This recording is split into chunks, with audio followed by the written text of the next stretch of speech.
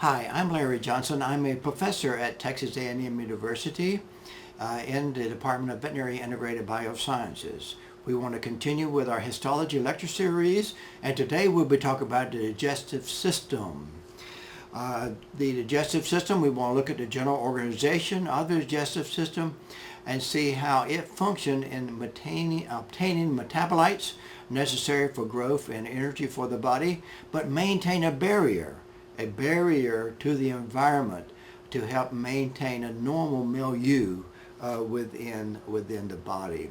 We also want to identify and describe the cellular functions and cells and groups of cells of the digestive system to figure out how they contribute to both of these components of the digestive system, which is to get metabolites from the environment, yet keep out the other components of the environment like toxins as well as pathogens as well.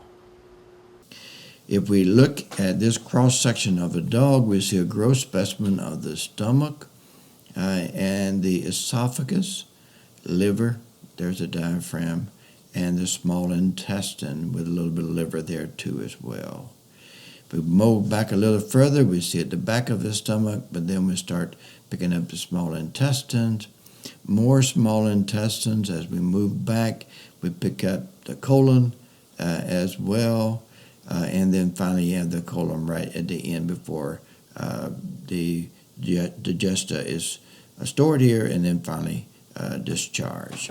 Here we see it in body whorls. We see the small intestines coming in through here, and is quite long structured. As we can see, the small intestine, here we see the large intestine, the cecum right here, the appendix, rectum, and then the anus as well.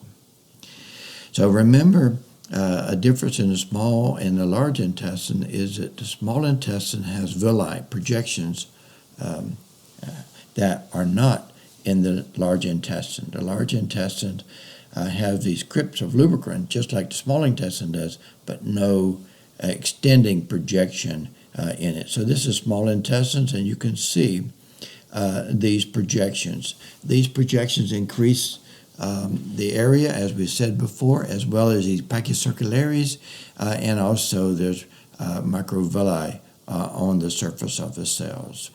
If we look at one of those intestinal villi, you can see there's three major structures that are in there.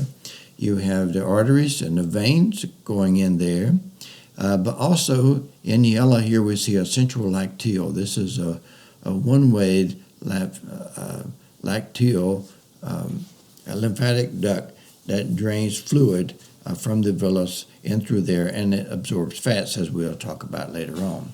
But here you see the network of blood vessels, of arteries and veins and capillaries running within each of these villi. Here we can see one of those. You can see where the arteries and veins and how the rich vascular supply inside there. And of course, in the intestinal villus, you can see the central lacteal located. So this is a central lacteal. This is venous blood coming out and arterial blood going in. Again, arterial blood coming in, venous blood coming out, and the central lacteal that's bringing the lymph out. Here's a central lacteal. You can see part of a central lacteal located in there as well, but you can also see the blood vessels that are in there. Now the height of the villi varies with location and gets smaller as it progresses down through the small intestine. So it gets smaller, ultimately disappears in the large intestines. Now in the duodenum we have glands. These are the submucosal glands. These are Brunner's glands. And here we can see them, even though they're located in the submucosa, they have connections that empties out into the crypt of lubricant, or the intestinal glands that are there. Here we can see the duodenum. This is the muscularis externa. This is a submucosa where you have duodenal Brunner's glands located here, so we can see them over through here, but they still discharge into the crypts of lubricant and ultimately come out in their surface. Here you can see one discharging his contents right into the crypts of lubricant that we see here at the base. But we see these guys, mostly nucleus are at the bottom, but they're somewhat round and somewhat flattened. Now, here we can see the Brunner's glands, the pachycircularies projecting here, the microvilli are on individual cells, but the intestinal villi project up. Three of those things increase the surface area, microvilli on the cells, the villi, and then the pachycircularies. And this one is well preserved. It's really hard to preserve the cells on the surface because this individual died from drinking formaldehyde, and it preserved his gut very well. Unfortunately, it did not preserve, I should say, the muscularis externa very well.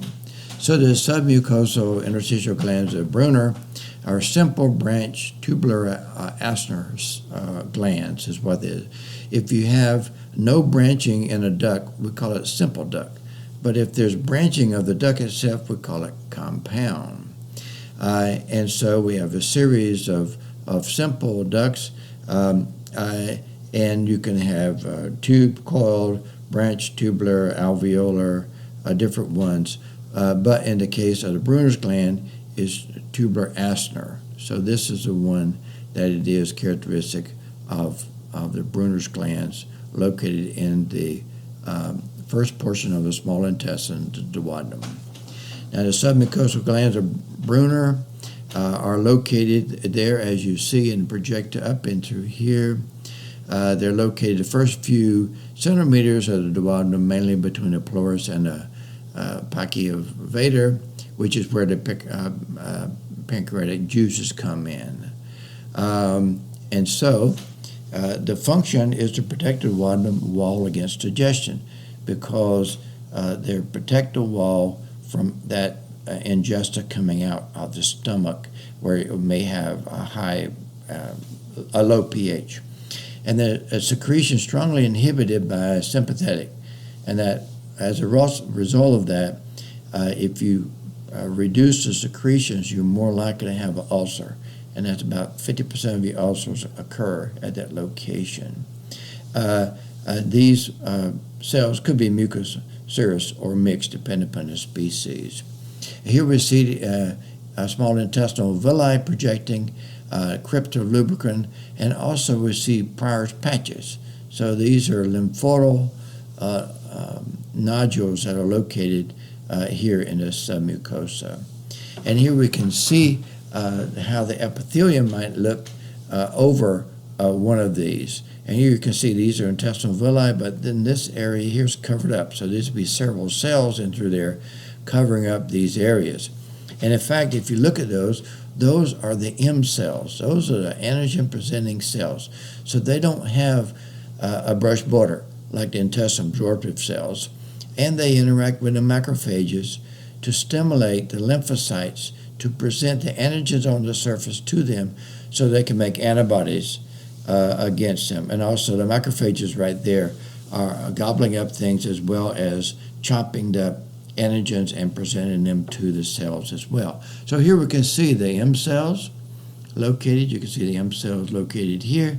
No really brush border on it. And then this is your typical, here and here are your typical intestinal simple columnar epithelium. Again, we can see it. This is a lymph nodule in through here. We see the M cells located here, very distinct from the normal simple columnar epithelium that you see in the intestine with absorptive cells, goblet cells, and brush border. And so the M cell presents the antigens, lymphocytes come to the lymph node,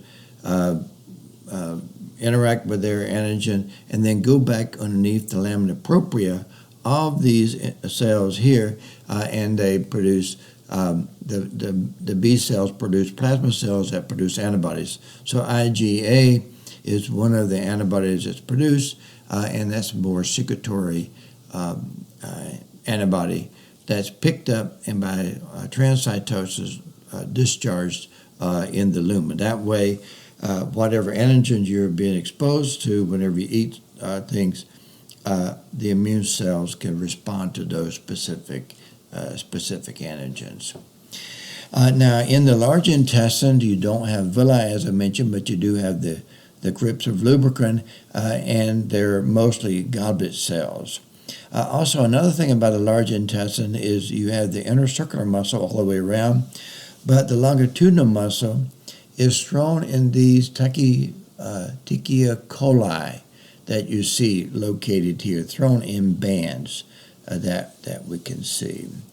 So the tachia coli are longitudinal bundles of the smooth muscle. Instead of going all the way around, it's thrown into bundles, and whenever it contracts, it makes these little hirstrations or sac-like bulges that are here.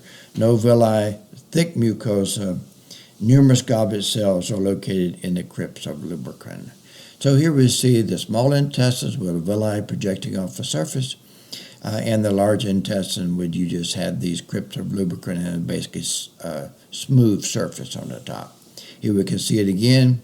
These are the crypts of lubricant that were located there. If you look at the large intestine, you can see there is numerous goblet cells that are inside there and no villi on the surface, and you can see the crypts of lubricant located there. So no villi, yet thick mucosa, numerous goblet cells in the intestinal glands or the crypts of lubricant. And here we can see in the large intestines, coming off from there is a cecum, but also here is the appendix. So you have the appendix, cecum, colon, the anus ultimately coming off of here. So small intestine discharge into here, and you're able to store and absorb water as you go through there. So if we look at the thick mucosa, remember again, you don't have villi, but you have some lymphoidal tissue that were through there. So this is a submucosa, and then this is the muscularis externa. In the appendix, a similar type thing is you have no villi, of course, and you have these germinal centers in the follicles that are located there, and it's a blind ending pouch is one of the reasons. You have lymphoidal tissue, but its blind ending is one reason it gets prone for infection. The intestinal glands, crypts of lubricant, these intestinal glands, that secrete 3 liters of fluid a day. And that's 3 liters of fluid, that's mucus that is coming from the goblet cells. It's neutral pH. Secretions are vehicle for absorption. So all this fluid facilitates absorptions of food stuff. Mitosis that we might see right here replaces the epithelium that we see there. And at the very bottom of the crypts, we have these one with the big granules located toward the lumen, and those are the pennant cells. And so we can look at that. There's a host of cells that are made from one pluripotent cell.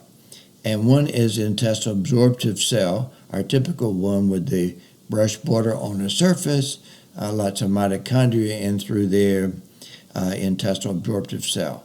There's also goblet cells. Here you can see the little small area where the nucleus is, but the big theca secretion that's there. There's also argentophane cells or endocrine cells that are here with their grain at the base, but they still interact with the surface as you see there.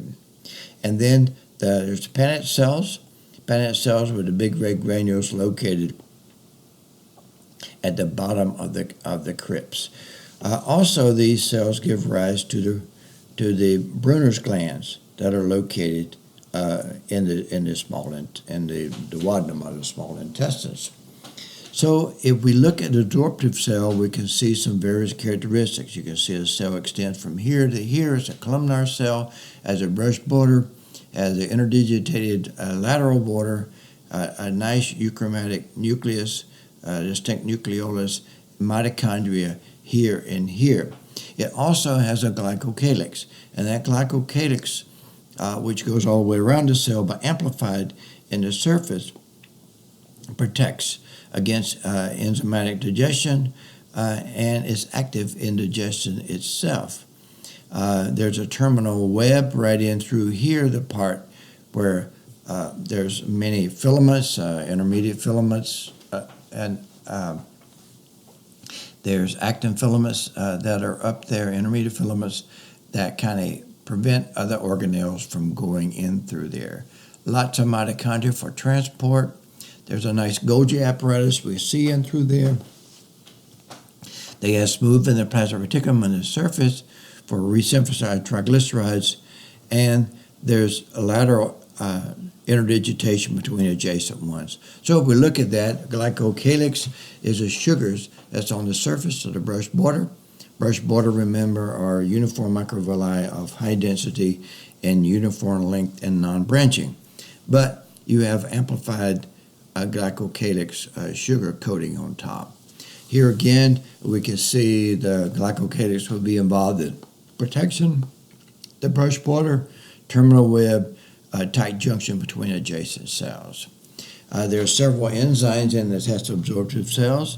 You have several peptidases, the peptides to amino acids is breakdown, 4 disaccharides to monosaccharides, and then there's lipase, neutral sauce and cholesterol fatty acids, and then carbohydrates, small amount of amylase that's located there. And you might note that some of these proteins associated with this digestion are right in the cell membrane itself of the cells. So there's a host of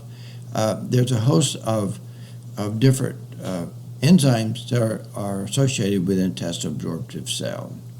So there's active transport is one of the mechanisms by which absorption occurs.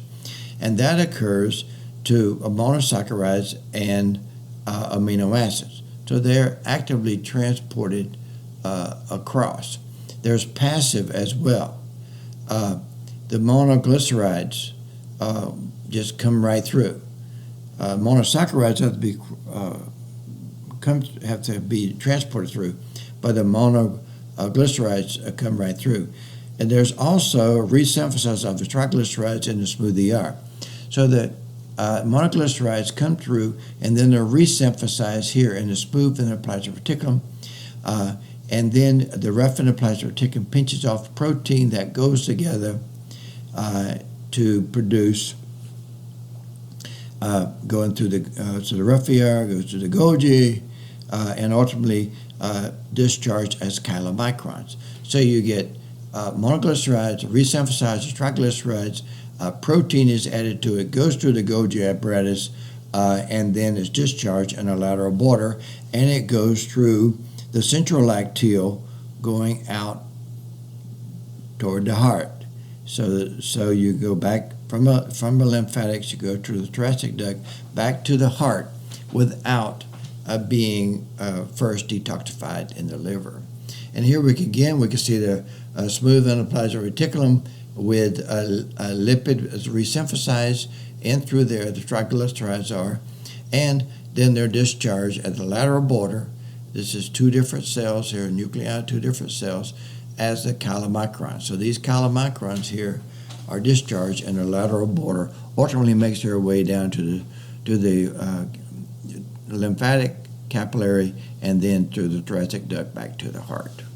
And here again, you can see the smooth endoplasmic reticulum all in through there, where it's full of fat. And then you can see the triglycerides, the chylomicrons located between the 2 here and here, and that would be in the lateral borders of these adjacent cells that we can't see. But basically, the chylomicrons are protein and fat that is going to be discharged into the central lacteal. Now here we can see that pretty much the entire process that's going on. You have from the bile, you have the bile which causes emulsification of the fats to occur, and then that can be broken down. From the pancreas, we have lipase, amylase, trypsinase, and then that can break down the protein to amino acids, and then amino acids are absorbed through the bloodstream, and that will go to the portal vessel, that will go to the liver, as opposed to the central lacteal, where the fats will go right through the central lacteal lymphatic straight back to the heart before it goes into the liver to be detoxified. And so here's the duodenal secretions, mucus type secretions that we're able to get in the small intestines. Then we have the pennant cells. These are the ones with the big granules ready to discharge in the lumen that you see. They're in the bottom of the crypt of lubricant, basically stable population, abundance in certain species. The organelle content is for protein secretion. Large granules located in through there. They're eosinophilic, as you see, and they are enzymatic secretions, and they can kill bacteria that goes through there. A concentration radioactive zinc is one of the things that they have in their ingredients, is zinc. And so here we can see intestinal villi, and then the crypts, and then the bottom of the crypts you have the pennant cells located there. So when bacteria slip down through this crypt, they can be there to interact with them. And then below that we see the muscularis mucosa, and then below that we see the submucosa. And in the submucosa is the Meissner's plexus, and so we can see nerve cell bodies located right there in the plexus. And they regulate the muscularis mucosa, and they also regulate a smooth muscle that comes from the muscularis mucosa that project up, that are able to move the villi. Here we can see the cells here, the pennant cells, lots of retinoplastic secretions, and then they could discharge those secretions in the lumen when bacteria come down to kill it. There's also goblet cells, and goblet cells has a smaller bottom portion and a big theca region, which is where there's secretion to occur. These guys have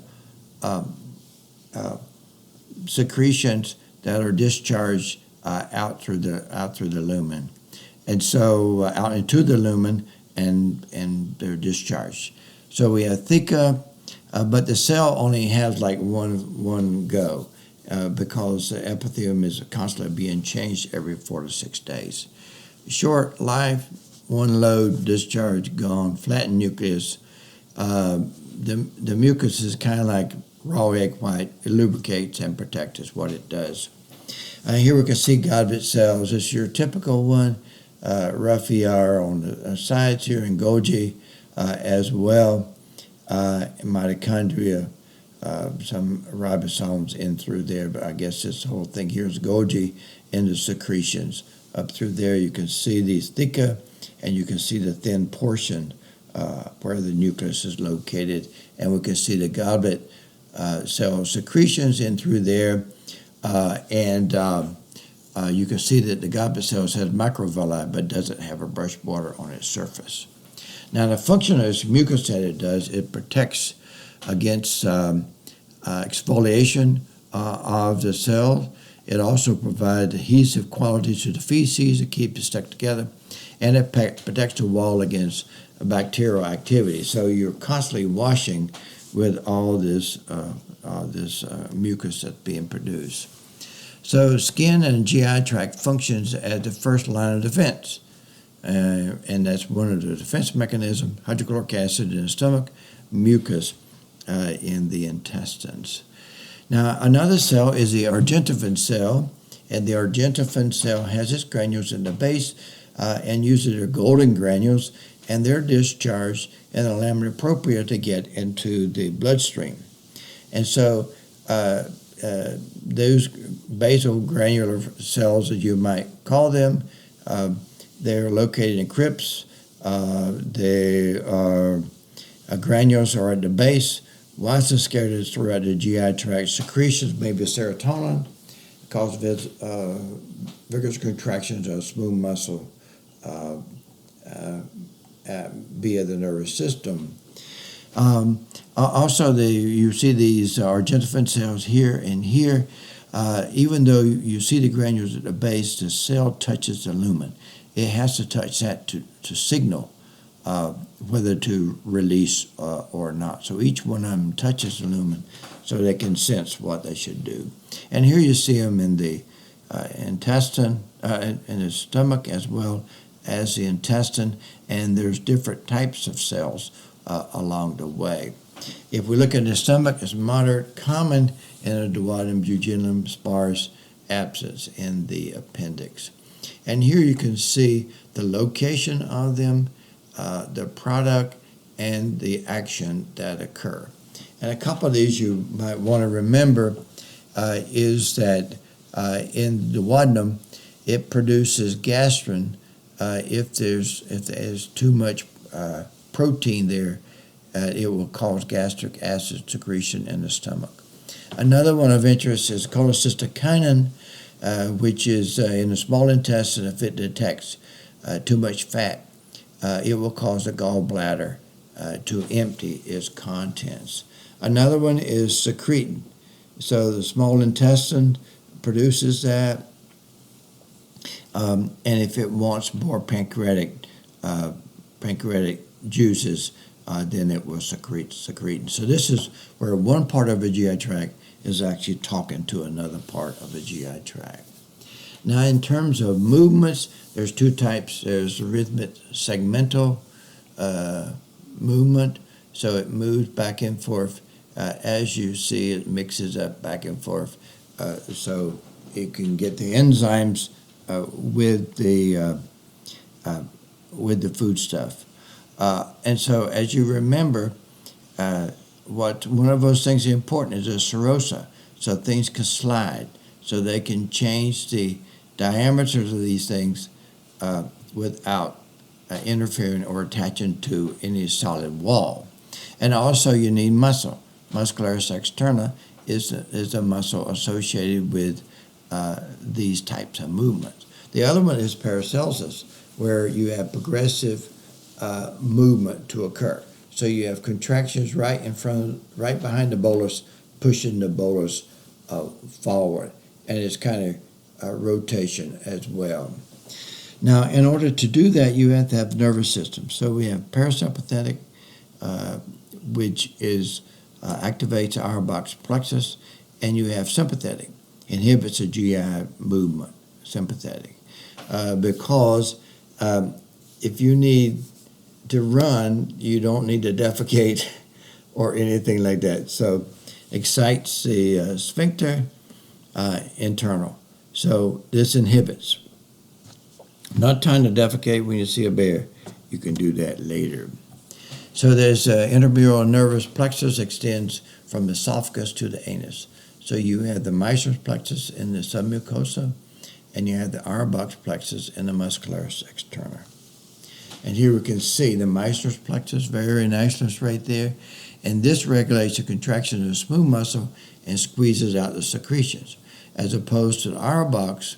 And you can see that these are the cells of the cell bodies that are located there. And that's for Paracelsus, or the mixing that we know. So we can see the Auerbach's plexus here and here. So ganglion is a collection of nerve cell bodies in the peripheral nervous system. Here you can see another view of the Auerbach's plexus, and you can see it just makes a mesh around the smooth muscle cells to connect them. And so the Auerbach's plexus is contraction. It's responsible for tone, partial contraction. It's also responsible for intensity of rhythmic contractions, the rate of rhythmic contractions, so the rate and intensity, and the velocity of conducting the waves along the gut. So in the large intestine, we have lots of goblet cells, as you see, and no intestinal villi. Throughout the GI tract, from the esophagus, stomach, duodenum, ileum, large intestines, the colon, the appendix, you can see solitary lymphatic follicles, and they have like a germinal center in through that, throughout the GI tract, to help the immune system maintain the barrier between the environment and the internal milieu of the body. Other contributors include luminal epithelium, hydrochloric acid in the stomach, and mucus to protect by many goblet cells in the intestine. Here we see the appendix. It's lots of so it's projecting off through here. No villi, just the crypts and lymphoidal tissue. So you can see lymphoidal tissue throughout the GI tract. And so we talked about coming from the esophagus into stratified squamous, going into simple columnar. And now we're going to talk about coming from simple columnar, going back to stratified squamous in the anal opening. So this is a retroanal junction, as we can see in through here. So stratified squamous epithelium here, simple columnar in the rectum. If we look at a little higher mag, we can see hair follicles in the skin. We can see sebaceous glands that we can see, and keratinized and non-keratinized stratified squamous epithelium of the skin. And here we have the the large intestines with lots of goblet cells and the crypts of lubricant directly to the anal skin. So stratified squamous, very abrupt change that goes in there. Now, if you look at the different portions of the small intestine, you can see these pachycircularies here, more elaborate in the jejunum.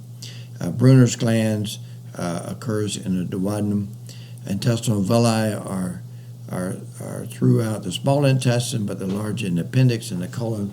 You don't have villi, you do have the crypts. In the ileum, you have lots of lymphoidal tissue. In the appendix, you have lots of, and you have some elsewhere as well.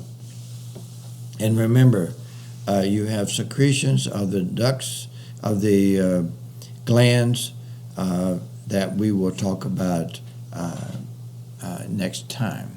So we want to thank a host of different books from which illustrations were obtained. This is from Body World, show you the difference in an individual who's 120 pounds versus 300-pound individual. Body World also has this nice breakdown so you can see the liver, duodenum, different components of the GI tract. Again, you can see the liver in through here. I don't know where the stomachs are, but there's loops. Next time we're going to talk about liver, gallbladder, pancreas, and salivary glands. Either that, we're going to go to Stockholm, Sweden. Stockholm, this building right here is where they give the Nobel Prize. There it is right there. That's the building where they give the Nobel Prize. And that's why all the scientists want to go to Stockholm, Sweden.